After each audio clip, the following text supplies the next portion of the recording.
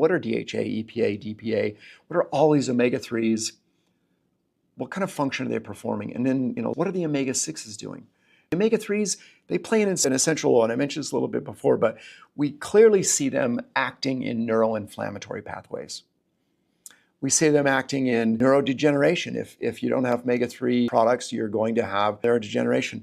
They maintain this neuroplasticity. These are the biochemical pathways we're looking at. Later, we'll look at clinical outcomes or epidemiological or observation or even randomized clinical trials.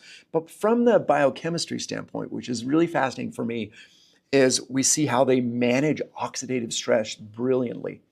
They also help with our HPA axis. And this is our hypothalamus pituitary adrenal axis. They modulate the cardiovascular system.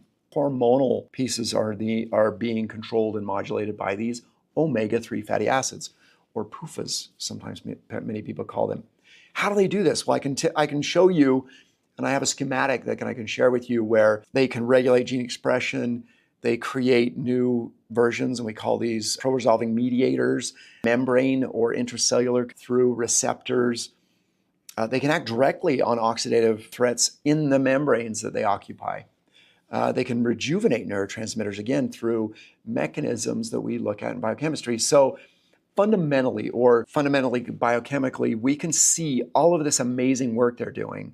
And I think the debate about whether or not they have a benefit really needs to be set aside, because clearly they have a great benefit.